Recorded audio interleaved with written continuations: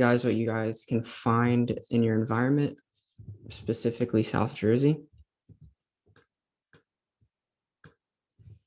And I'll go over various plants and mushroom species. So just as a general warning, everything I'm going to list in this whole slide presentation is either considered edible or choice edible.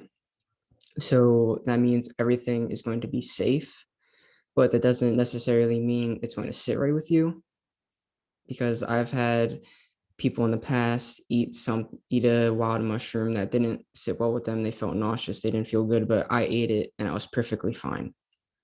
So with that being said, whenever you harvest something from the wild, make sure you exercise caution by only cooking a small amount and eating that small amount first and seeing how your body feels. Wait about an hour or two and see how you feel, because the last thing you want to do is to eat a whole bowl full of wild food and you don't feel good. So you want to avoid that. So like I said, nothing here is going to be poisonous or permanently harm you, but it may cause short-term, make you feel uncomfortable in the short term. And there's a go-to phrase that everybody should follow, and that is, when you are in doubt, throw it out. Because the last thing you want to do is eat something you're not entirely sure of what it is. You're kind of setting yourself up for disaster if you're doing that. So what you should do is you should get an expert to verify your concerns, or like I said, just toss it and do more research and get more comfortable with whatever you're trying to find and harvest. So I'm going to start off with various amounts of plants before I get into the mushrooms. And the first plant I'm going to start with is Japanese knotweed, or Reinutria japonica. These plants grow from spring to fall, but you want to harvest them when they're young, once they first emerge into spring. And they kind of look like asparagus before their leaves start to develop. And as you can see right on the side of the more mature Japanese knotweed, there is a green stem and there are red and reddish brown freckles, if you would like to call them, on the stem. Not so much as it goes up the stem. And you will see that there's alternate leaves. So there's a leaf here, and then out of the frame, there's another leaf. So that's another key characteristic. And the stem of Japanese knotweed is also hollow. It is not dense. And if you can't find it in the spring and you want to wait till summer, it's a lot more noticeable in the summer, because it's like bamboo. It can grow all the way up to 8 feet. And the flowers will either be greenish when they're first emerging, or they will be cream white in an elongated cluster. So this is an invasive species, which means that it causes lots of harm to our ecosystem, unfortunately. A lot of these invasive species have been brought over from Asia, and there's nothing here to keep them in check. So no animals, nothing deters their growth like native plants. So with native plants, deer, rabbits, chipmunks, all of our native animals will eat them so they don't take over. But with Japanese knotweed, they take over rapidly. And that's not the only problem. Another problem is that with Japanese knotweed, it can also destroy asphalt. And if you have it close to your house, it can damage your foundation of your house. So if you have this, be careful.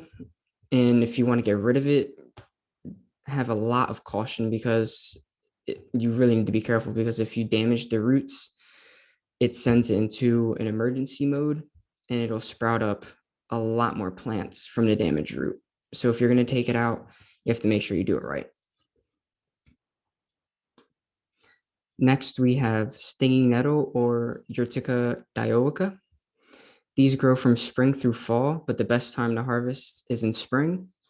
And with a lot of these wild greens, a lot of these wild plants, a lot of them are best harvested in spring.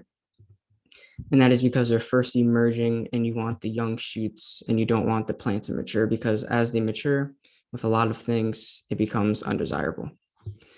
So what you want to look for when you're looking for stinging nettle is hairy leaves and a hairy stem. So if you guys look at these top leaves right here, they're kind of white and they have fine particles. And if you look down here at the stem over here, there's like a little hair follicles, but those are needles. So if you touch that plant, it'll sting you, thus the name stinging nettles. So if you're going to harvest this plant, you have to make sure you have gloves on, or else you're going to be in for an uncomfortable experience. It's not going to last very long. If you touch it, you'll get stung for maybe a couple minutes and it'll go away. But if you're touching it for a long time, you may develop a rash. Out of all the times I've harvested it, I never got a rash. And how you can tell that this is a stinging nettle is that the leaves are alternate on the opposite, I mean. And they're dark green with serrated sawtooth-like margins.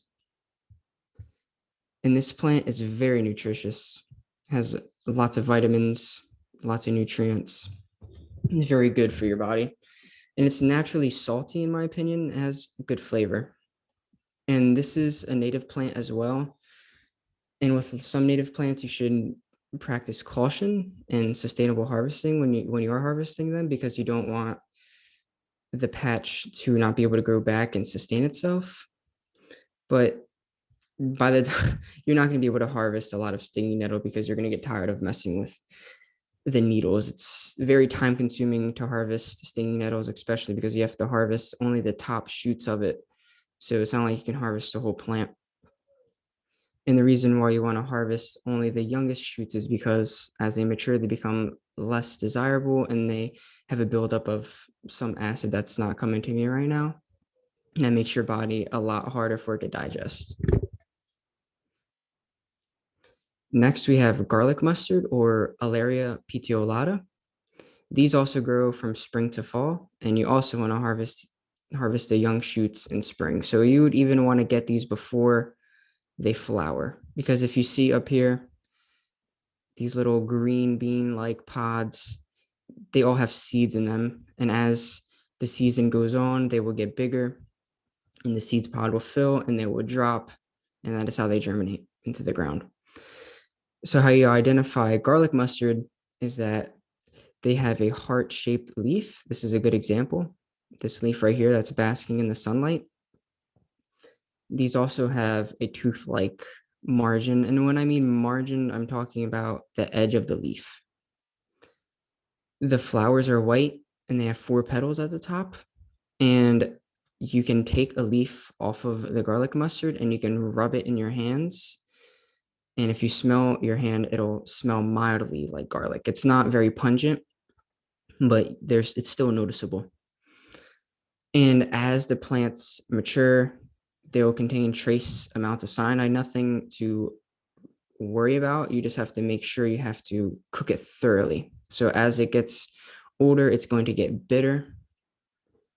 So that is another reason why you want to harvest them when they're young, to avoid bitterness. I remember one time I harvested mature garlic mustard and I was cooking a meal. Now I'll show you the meal that I cooked later down in the presentation. And it was not a good meal, to say the least. I taste tested it to see if it needed any seasonings or any spices. And I was like, oh my gosh, this is so bitter. And then I didn't know what to do. So I started adding other spices and nothing worked. Nothing changed the bitterness of it. So if you don't want a bitter meal, then harvest the young shoots. And just like the Japanese knotweed, this is an invasive species as well. Also from Asia, a lot of the invasive species come from Asia. And this is kind of like a double whammy. This will take over in the forest, and it'll also make it a lot harder for the native plants to grow, because underground, the roots will excrete pheromones into the ground that is distasteful to the native plants. So it actively takes over and it makes it a lot harder for the native plants to grow. Next, we have autumn olive or Eleganus ambalada. These also grow from spring to fall. They are a tree, and the red and white speckled berries appear in the fall. These leaves are smooth and bright, and also they are alternate. And if you see a couple leaves, like one right here, there's another one right up here, also here, you can see that they are silver underneath. So that is a key characteristic when you are trying to identify autumn olive. It's also called silverberry for the same reason I just told you. There is silver on the underneath of the leaf. So a lot of the times when I'm driving, I can just tell there's a bunch of autumn olive just by looking at the leaves because they're silver. So they grow on a lot of woodland edges and the sides of roads, and a lot on the perimeter of farmlands. Farmlands used to plant these as like a border, and so they found out it was invasive. And the same thing with landscapers. Landscapers used to plant this in your yard because it was ornamental. Like a lot of invasive plants, a lot of people plant them in the yard because they're ornamental, but they're not good for the environment. So you could probably take a trip around your neighborhood, and I guarantee you'll find an autumn olive. Even today, I was scouting like a little section a street away for mushrooms, and as I'm looking down at the trees, I look over and there's an autumn olive right there. So it's a very tenacious plant. It will grow wherever. Next, we have teaberry or Gaultheria procumbens. This is found in the pine barrens, but you can also find them in mixed forests. And you can find them in winter going to spring, mainly in early spring. As summer comes in, they die back and there's no berries anymore. And a good way to identify them is they have these distinct red berries. As you can see, there's a bunch in the background. And if you take one of the berries and crush it in your hand, you'll get a smell of spearmint. So that's very distinguishable. And they have these smooth dark green leaves. And oftentimes, more than not, what I observe is that they have this black fungus growing on their leaves. As you can see, it's all here, it's here, it's here. You can see one in the background right here and another to the right. And they act as a ground cover. They don't get big at all, 2 to 6 inches at most. And usually I don't see them when they get 6 inches. So it's a nice trail snack. It's something if you're walking and you see it, you can just pop into your mouth and eat. It's a pleasant flavor. It will take a lot to get a sustainable harvest. Next, we have common persimmon or Diospyros virginiana. This is a tree, and the fruits will ripen in the fall. And an easy way to identify this plant is by looking at the bark. The bark is very blocky. As you can see, they are like individual blocks in the bark. It's not like an oak tree where there's ridges and furrows.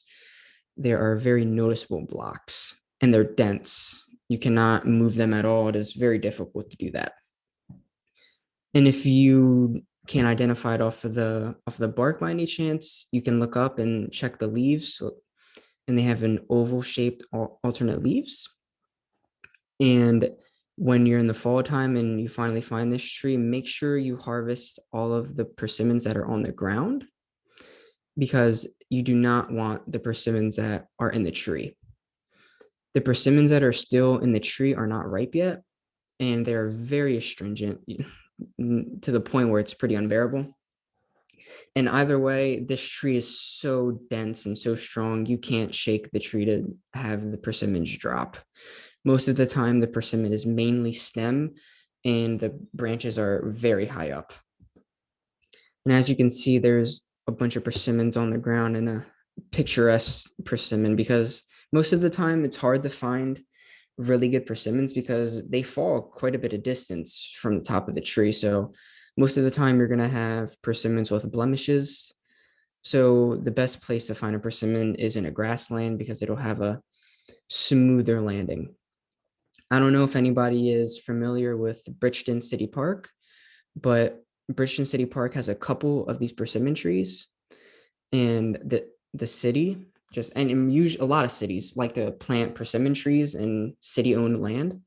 Like where I found this persimmon, I was just driving and I found oyster mushrooms, and I was walking to the oyster mushrooms, and I was looking at the trees, and I look at the bark, and I instantly knew it was a persimmon. So the city planted this. It was just in a little grassland lot with no more than 10 trees. So if you want to find persimmons, I advise to go to city-owned land or a park.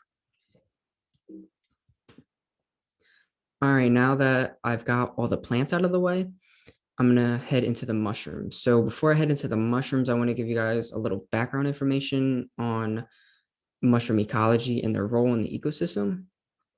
So one type of mushroom, there's four types of mushrooms, and the first one I'm going to go over is saprophytic. Most of the mushrooms that I'm going to list in this presentation are going to fall into this group. And what saprophytic means is that it decomposes decaying trees, whether that tree is fallen, a stump, or it's standing and just dead, waiting to get decomposed.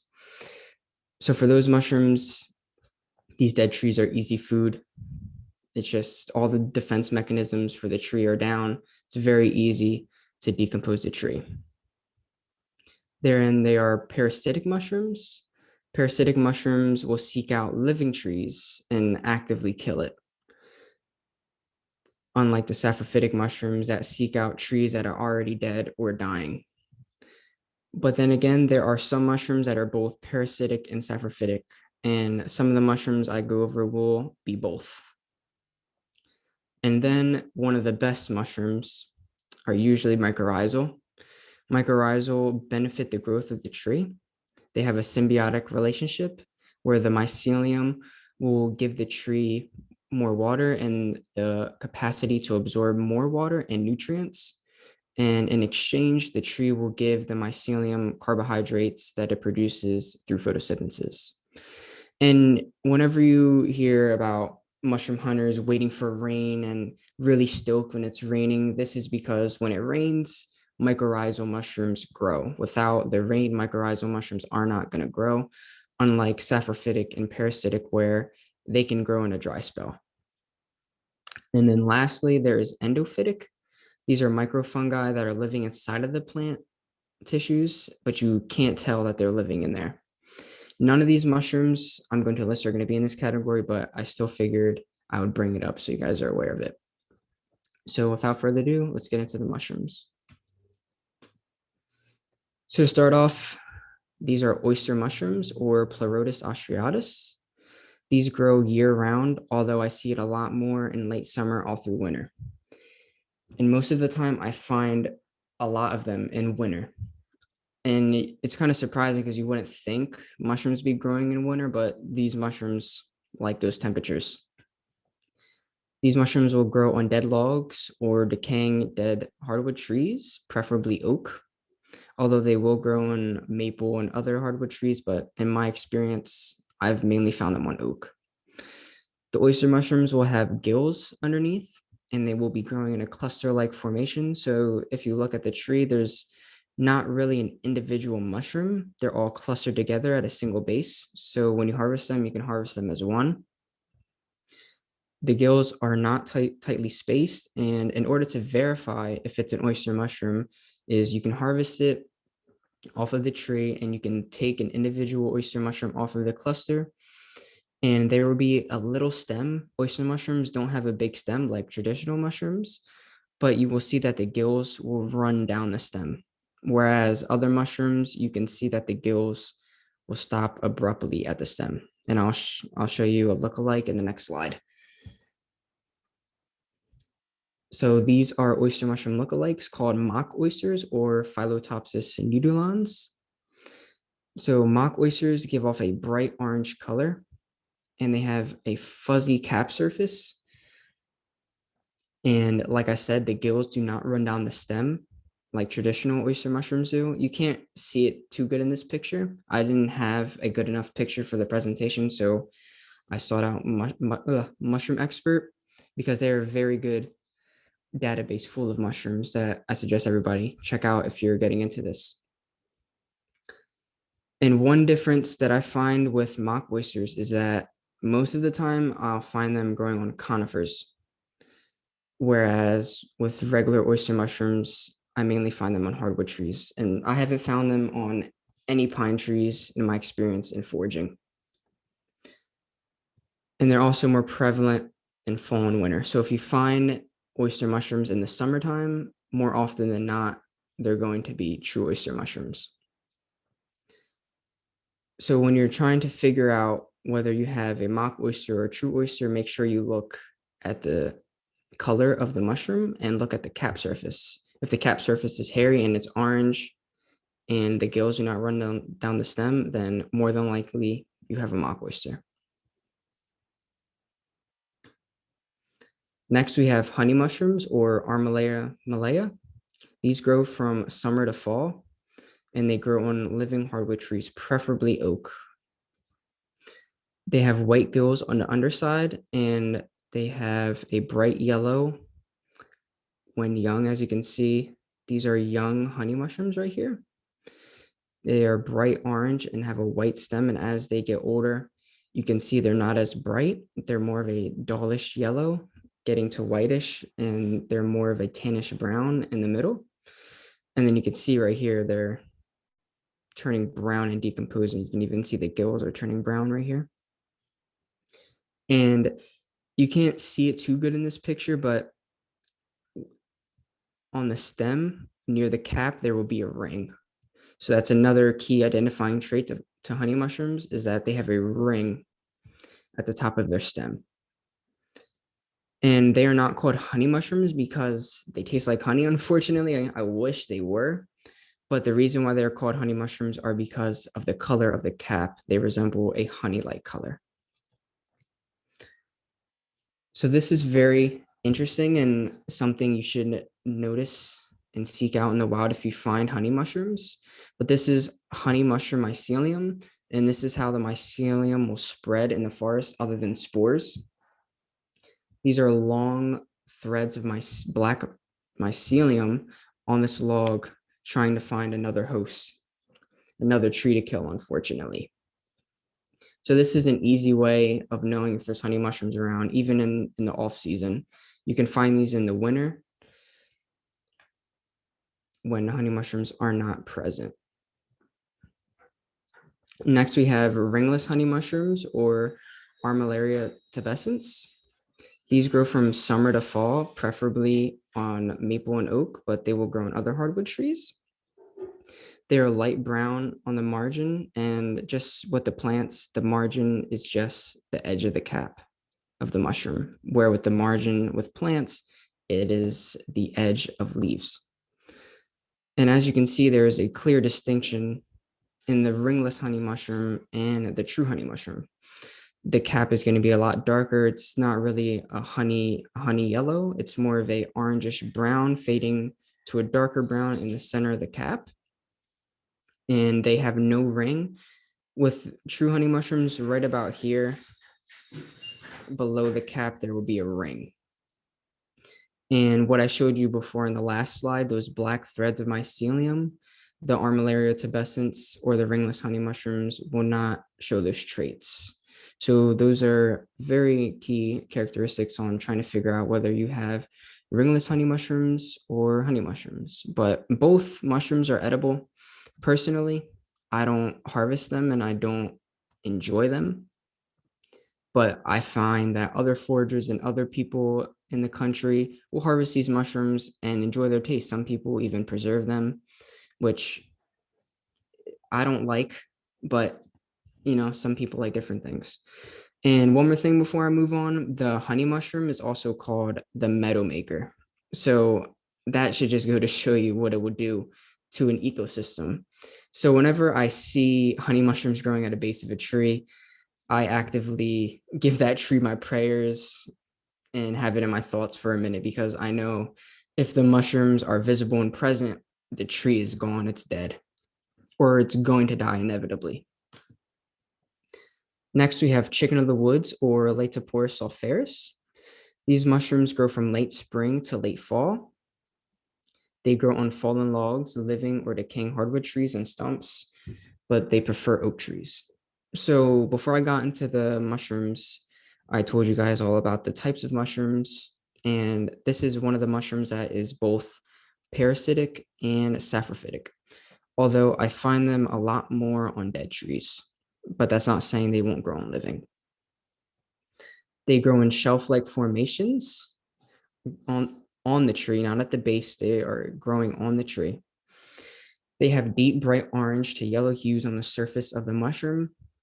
So on the margin, you will see it's a whitish to yellow color. And as it fades into the center of the mushroom, it becomes more of an orange to an orangish red. And on the underside of the mushroom, there will be yellow pores. And yellow pore chicken of the woods also contains sulfur, which is a little fun fact. So if you have a hard time consuming seafood or any other foods that contain sulfur, then this variety of chicken of the woods may not be good for you. I personally have no harmful effects happen to me, but I know somebody that eats Latipore sulfaris or the sulfur shelf, and they didn't feel too good after eating it. So, like I said in the first slide, everybody's different. Everybody's body's going to react differently to wild mushrooms. So, practice caution. Next, we have another species of chicken of the woods, Latipore cincinnatus. These mushrooms also grow in late spring to fall. They grow on the base of hardwood trees, living or decaying trees or stumps. They are also parasitic and saprophytic, and they do not grow in the tree like Latipore sulfaris, the one I just went over. So these mushrooms grow at the base, growing terrestrially out of the ground, and they form these rosettes from a single stem. So if you guys see in the middle where they are the youngest and the shortest part of the mushrooms, this is where the stem is coming out from, and these are going to be the oldest part of the mushroom. And with a Latipore cincinnatus, there's going to be a much bigger whitish margin, and it's going to be orange to a brighter orange in the cap of the mushroom towards the center, but not as bright as Latipore sulfaris. And they also have white pores, which is another key characteristic. Unlike the sulfur shelf that grows on the tree and it has yellow pores, this will grow at the base of the tree and have white pores. So those are the key characteristics of both of them, and they do taste different. And in my experience personally, I like Latipore cincinnatus better than Latipore sulfaris. It has a slightly different flavor. I find that the white port chicken of the woods tends to be more tender versus the yellow port chicken of the woods. Next, we have lion's mane or Horacium ironasis. These mushrooms grow in late summer to fall. They are found on living or decaying hardwoods and specifically in the wounds of the tree. So I found trees that have like holes in them, and inside the hole, there would be a lion's mane mushroom growing in there. So they like the most disturbed part of the tree. And like I said at the bottom of this picture, I found this by the roots of a downed tree. It was right at the base of it. So they like the most disturbed spot of the tree. They prefer hardwood trees, but oak, maple, and beech seem to be the best hosts in my experience. And maple always provided the best yielding lion's mane mushrooms for me, with beech being the least yielding. And instead of having gills or pores like the other mushrooms I went over, these mushrooms will have teeth. And if you guys look at the top of the mushroom, you guys can see little strands of white, which are the teeth. And you can't really notice them right now because they're young. But as the lion's mane mushroom will age, the teeth will lengthen and get bigger. And as the teeth lengthen, they will drop their spores. And if you look at the top of the lion's mane mushroom, you can see it's not a pure white like the rest of the mushroom. It's more of like a whitish, beigeish getting to yellow. So the top of the mushroom is always going to mature the quickest. So eventually this whole mushroom will start to turn yellow, and then from yellow, it'll go to brown and then fall off the tree and decompose. Next, we have the puffball mushroom or Cavatia gigantea. These mushrooms also grow from late summer to early fall. They grow terrestrially on grasses, more than often found in lawns or on the edges of woodlands or in grasslands. And they resemble a soccer ball in shape in both size. Although you can find this mushroom to be easily double or quadruple the size of a soccer ball, they can get very massive. And these mushrooms should be pure white when you go to harvest it. It goes from pure white to brown. So in this picture, you can see that the mushroom is brown in the middle. And eventually this whole mushroom will turn brown. And you don't want to harvest it when it's brown. You want to get it when it's pure white. And the inside will also be pure white as well. And that will eventually fade to yellow and then brown. And you also want to make sure that the inside is pure white, because if you have it when it's yellow, you might have some bad effects happen. So just to be safe, make sure it's white. And in general, puffball mushrooms, you will find them in the wild and not like this, not of this stature. It'll be a different species of puffball mushrooms. They'll be a lot smaller. But if you open them up and you look at the inside and they're white, then they're safe. But there's also puffballs that when you open them up, they are black. And if they're black inside, that means they are poisonous. And you do not want to consume the puffball mushrooms that are black inside. So the general rule of thumb, if the puffball mushroom is white inside, then it is edible. But if the puffball mushroom is black inside, then it is poisonous and you should stay away from it. Next, we have the cauliflower mushroom, or Spiraceus spatulata and Spiraceus crispa. These are two species that are very closely related. So I didn't feel the need to have two slides for them because they grow in the same environment, same places, and the distinctions are very minute. So these mushrooms grow from summer to fall as well. They grow at the base of trees like Porous cincinnatus. They don't grow on the tree. And they prefer oak, although it can grow under conifers. Last season, I found two really nice sized cauliflower mushrooms under a pine tree, and it was predominantly pine. There was no hardwood trees around, maybe a couple. So you can find them under conifers, but your chances are going to be not as high as you were if you were looking under oak.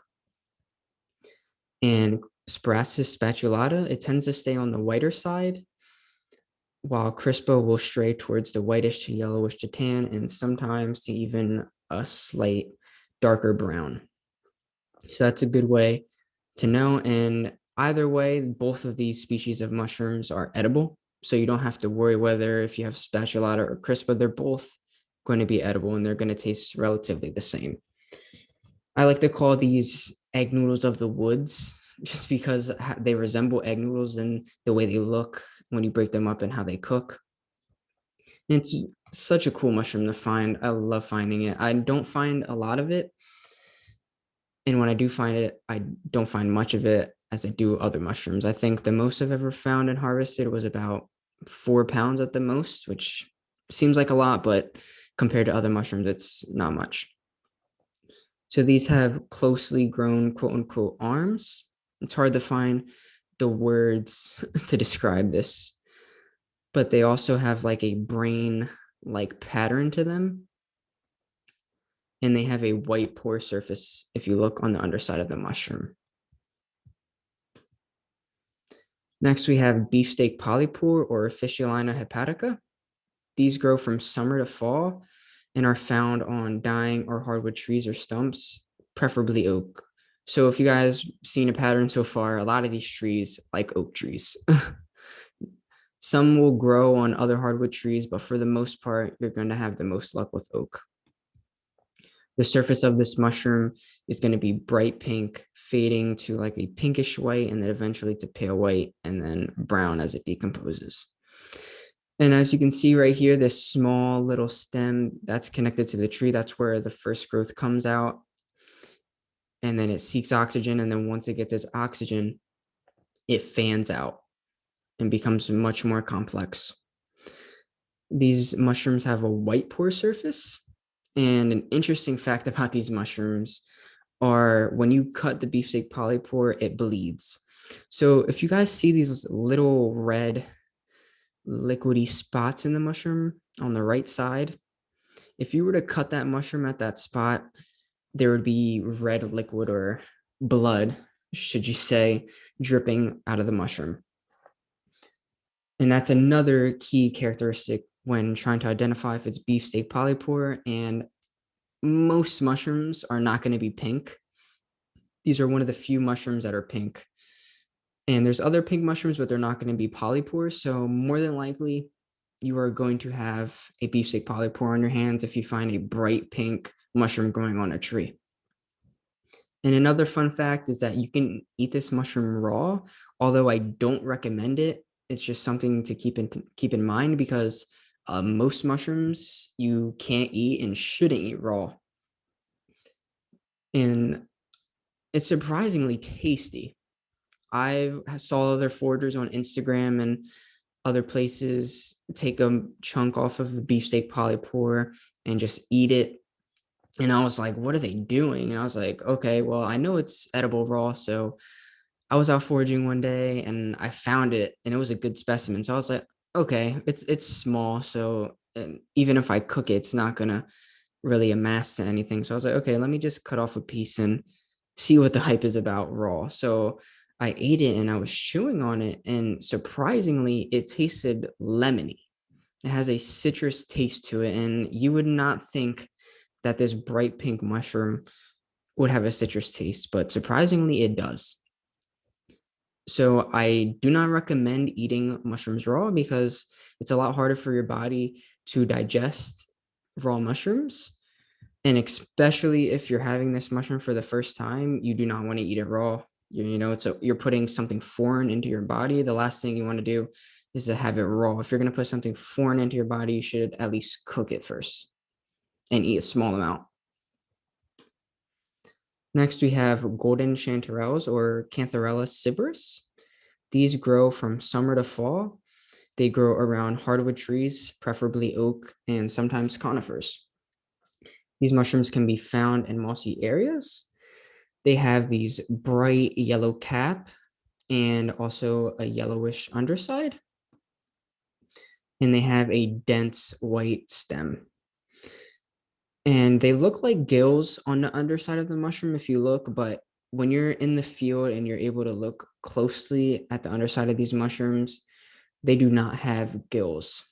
They have what you call false gills, and they do not have a typical gill-like structure. They will be more vein-like.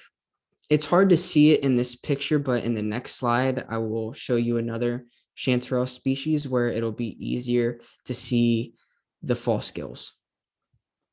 And another key characteristic is when you harvest them, chanterelles give off a apricot-like sweet smell. They smell really amazing. They smell so good. I have a batch of dried mushrooms, dried chanterelles that I harvested last year.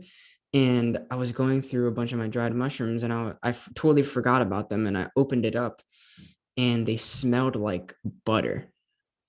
It's absolutely crazy to me. It's like a jar of chanterelles that smell like butter. So they're amazing mushrooms. I highly recommend them. Next, we have another species of chanterelles called red chanterelles or Cantharellus cinnabarinus. These also grow from summer to fall. They grow around hardwood forests, preferably oak and beech.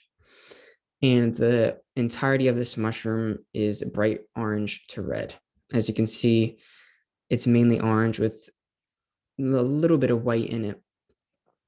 And they like mossy areas and being close to water.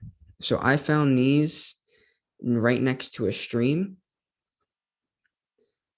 And usually you don't find a large amount of these mushrooms or mushrooms big in stature. They tend to be in this size range, not very big. And if you do find a big one, consider yourself lucky because it's very hard to come by. So most of the time, I don't bother harvesting these because you have to harvest so many of them to get a good meal. And they're not as abundant as the golden chanterelles.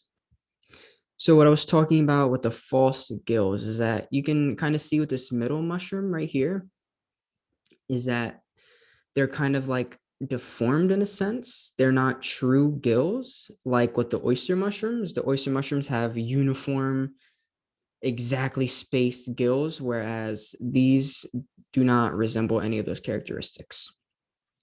And the stem is also dense as well, not hollow. And there is a lookalike to this mushroom that I didn't make a slide for, and it is called Hygrophorhopsis aurantiaca. This mushroom has true gills, unlike chanterelles that have false gills, and the stem is also hollow.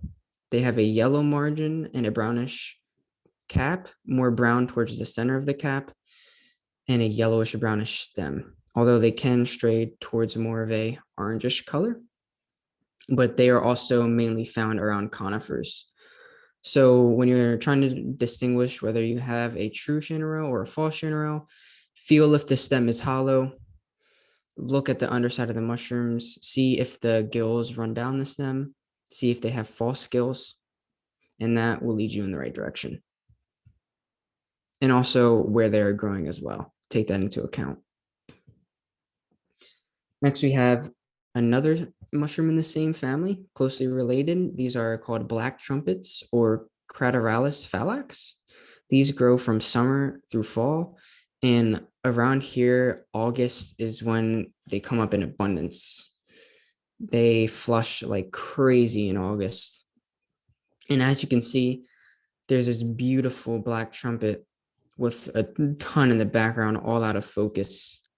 And that doesn't do the patch any justice. There was much better spots in the patch, but this mushroom was so photogenic, I had to take a picture of it. So these mushrooms grow around hardwood trees, preferably oak, but they can be found with conifers. They prefer mossy areas. If you find a mossy area, more than likely they're going to be there versus a leaf littered area. They are light brown to black. As you can see, all the younger mushrooms that are in the frame are all light brown, just starting to turn black at the end of the stem, at the beginning of the stem.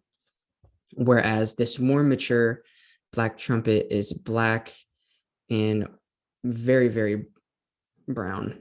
And on the outside, the margin is very black as well. These mushrooms are hollow and they're shaped like a trumpet, hence they're called the black trumpets. They smell earthy and sweet, even though I don't think that description fits their true smell. It's very hard to describe the smell of mushrooms, especially black trumpets. Their scent is so vast. It's hard to describe it, but once you smell it, you will know. They just smell so magnificent. And they have no lookalike. So when you have black trumpets and you find them, more than likely they're going to be black trumpets because they do have a lookalike, but there's no reason to list their lookalikes because the lookalike grows in the West Coast. And there's no way you're going to find that mushroom because it grows in the West Coast, not the East Coast. They're called the blue chanterelle. Although the blue chanterelle is also edible, you're not going to find it. Last but not least, we have hen of the woods or Graphola frondosa. These are found in fall. One of the best mushrooms to find in fall, and you can find a lot of them. Just one mushroom in itself can weigh up to 30 pounds. I found a really decent sized one that was, I honestly can't even tell you the weight because there's an error on the scale. So I don't know for sure, but I know it was a good weight because it was very heavy to carry and made my arms very tired. So it was at least 25 pounds. And these grow at the base of living or decaying oak trees. And sometimes they'll grow in oak logs, not as often as they would be growing at the base of trees. And you can find them on other hardwood trees. People have found them on maples and ironwoods, but more than likely you want to search for oak trees that have the best success. And in my experience, I only found them on oak trees and none other host tree. And just like chicken of the woods, the white poor chicken of the woods, they will grow from a single stem in a rosette-like cluster. And they are light to a mediumish brown and white on the margin. And as they age, they will fade to a dark brown and then eventually to black. And these mushrooms have a white pore surface. And this is a little fun fact. This mushroom that you're looking at right now is actually in my grandfather's yard.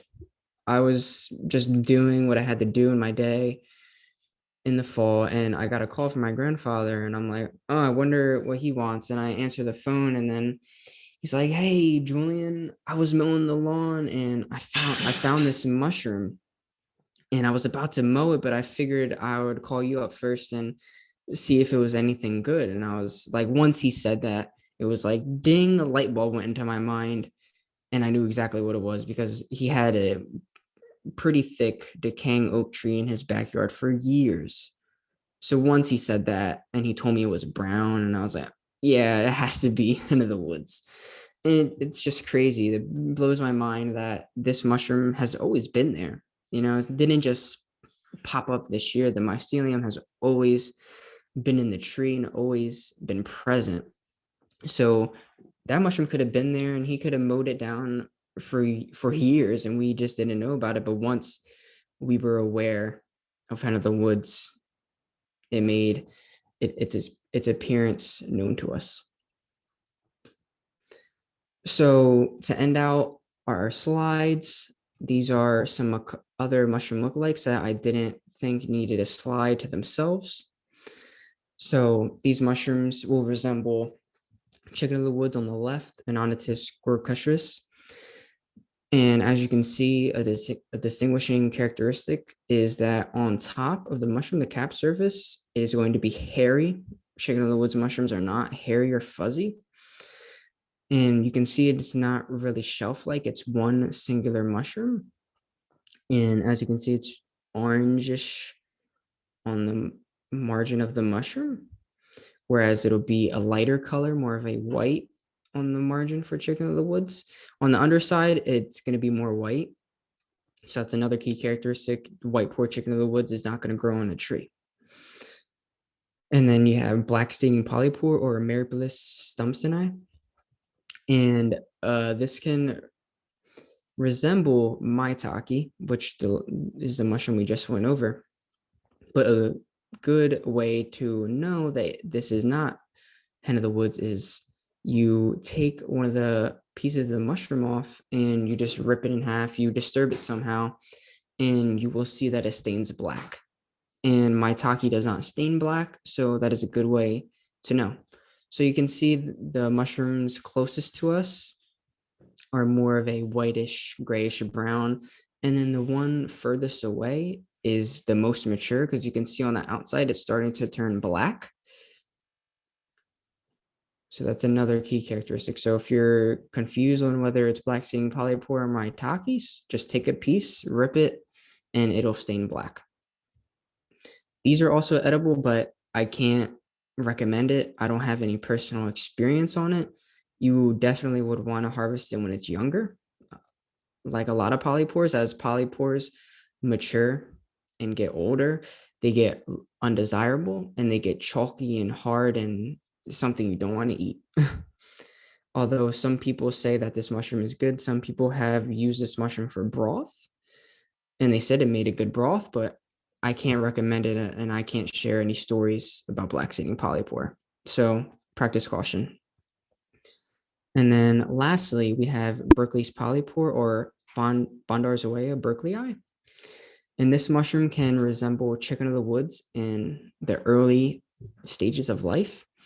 When chicken of the woods is first developing, it has these white little pieces of primordia, which primordia just means early growth of the mushroom. And as you can see, this mushroom really doesn't have any orange tint to it at all. if this was chicken of the woods, these pieces of mushrooms would have orange on them. But these Berkeley's polypore stays white the whole time and has a beigeish brown color throughout its whole life cycle. This mushroom is edible as well. I have had that mushroom once and it wasn't bad. It was good, but you definitely want to get this mushroom when it's young, like maybe even a little younger than this, because this mushroom gets very dense, very hard. It becomes undesirable very quick. So practice caution with that. I don't recommend it, but just keep that in mind. If you're confused whether it's white port chicken of the woods, maybe just wait a little bit. Maybe wait a couple days, leave the spot, come back in a couple days, and see if any orange develops. And if no orange develops, then more than likely it's Berkeley's polypore. So right here we have some forage dinner ideas. I have a lot more pictures, but there's only so many pictures I can fit on a slide, and I didn't want to cram a bunch of pictures in. You really wouldn't be able to tell what it was. So on the left we have a mushroom ramen with carrots and some greens in it. And if you see these little clear brownish pieces of food, they're brown at the end, those are all cauliflower mushrooms. So that's a good dinner idea that you can do. Supplement them in any soups or any type of Asian food. Mushrooms go really well in Asian food. And then we have a chicken of the woods Alfredo. This is a very easy recipe. There's not much you have to do. And it's just bow ties with some greens and freshly cooked chicken of the woods. And personally, some people say that chicken of the woods doesn't taste like chicken. And to be honest with you, I haven't had chicken in a long time, so I can't really say it tastes like chicken, but I can say it's tender like meat. So that's probably where people get the whole chicken ideas, because it's very tender when it's young. So it resembles chicken. But overall, it has a very good flavor and I recommend it. And then on the right, we have an Indian dish called saag. And the saag is basically just a bunch of sauteed greens with various spices like garlic, ginger, coriander, cumin, garam masala, turmeric, a bunch of Indian spices. And once you cook it all down, you get an emulsifier and you blend it all up. It doesn't look the prettiest, but it's very tasty. And what I use for this, I mainly use garlic mustard and I supplemented it with some spinach because I didn't want it to be too bitter. I wanted to add the spinach to give it some balance, some neutrality. So these are some dinner ideas you can do, although there's so many things you can do with foraged plants and foraged mushrooms. One of my favorites is to do mushroom pizza, mushroom and onion pizza. It's such an easy thing to do, and it's so delicious. Any wild mushroom pairs amazing on pizza. You can also do tacos. You can also do burritos. You can even fry them if you would like to. With chicken of the woods, I personally never fried them, but I had friends that kept them in nice chunks and they would batter them and fry them. And it's one of my favorite ways to have chicken of the woods. So I recommend that. It's not the healthiest, but it's very tasty. And with that slide, that will conclude my presentation for you guys. I have my contact information all here, and I have two sources that you guys can go to. So my email is Jullian Alvarez 54 at gmail.com. On Facebook, I have this group called New Jersey Mushroom Lovers that is open to anybody. And I provide information about foraging and growing mushrooms on there. And I have a small and growing community on there that also posts. And you can find me on Facebook as Jullian Alvarez. And on Instagram, my username is JALV19_. And two resources that you can seek out to if you want to learn more about mushrooms is New Jersey Mycological Association. They provide a lot of good information on their website, and they also host forays during the foraging season. I'm hoping they have more forays now that the whole COVID situation is starting to ease up, because I think they stopped doing it once that came along. So hopefully it starts back up. And Mushroom Expert, some of the pictures I got from Mushroom Expert provides a great tool if you want to identify mushrooms. There's a whole database full of mushroom species that you can look at, and it is trusted. So if you ever have any doubt, you can always go in there and see what he says on there. It's a whole community of people that will put their information in and find more information, and he constantly updates the website. So if you're ever in doubt of what mushroom you have or you want to learn more, definitely check out mushroomexpert.com. He will help you clear up your concerns. So with that being said, that finishes up my presentation. And if anybody has any questions, feel free to put them in the chat or raise your hand and we will unmute you. So thank you so much for coming out today, guys, and tuning in. I appreciate every single one of you guys listening to me and watching my presentation. It means a lot to me. Thank you so much, Jullian. That was great information. Thank you. Of course, my dog is going to start barking and continue barking.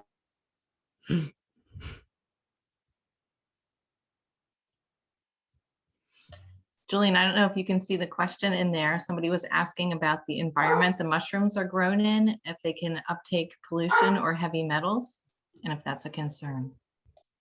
Okay, I'm looking. Okay, I'll start with the first question and go down the list. So, Maria, you asked, how does it not sting your mouth? When you cook stinging nettles, the needles go away and it doesn't sting you anymore. So you don't have to worry about that. You only have to worry about it stinging you when it's raw. I'm pretty sure Amy recorded this, by the way. So Amy will send this out, right? Yes, this will get posted on ACUA.com Earth Month. Just give us a day or two to get it up there. Alrighty. I'm not sure what you meant. I don't know what you're talking about by eating what raw. I'm not sure what you mean. What can you eat raw? What is them? I'm not sure. So I think that you did cover that pretty well when you talked about that most mushrooms should be eaten cooked. Cooked, yes. Okay. Right. Okay. Thank you, Gay. I appreciate that. Yeah, I tried to have all the photos be my photos, so you guys have a real picture. But some of the photos I didn't have any, or I didn't have a good quality enough photo, so I saw out a trusted source.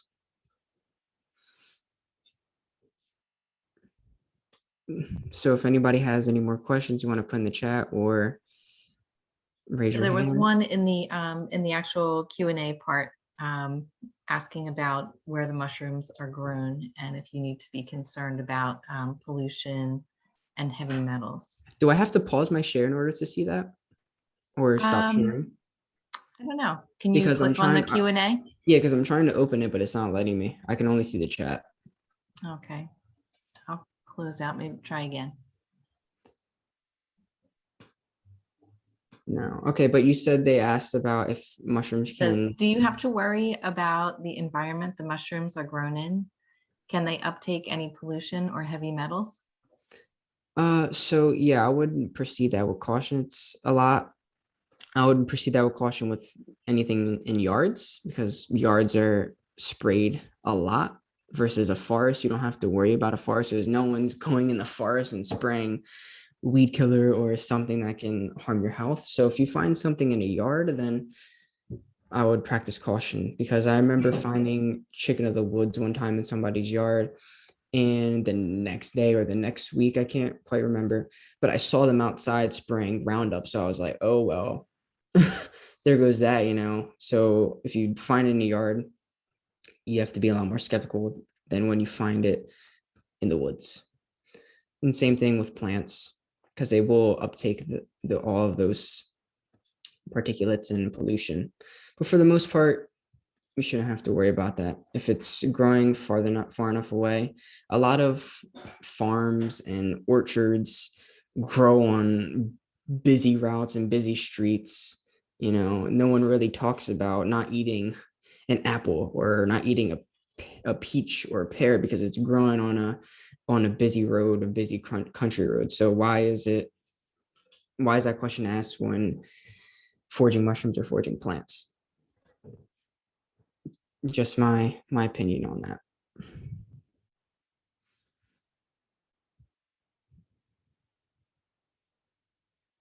Do you have any questions, Amy?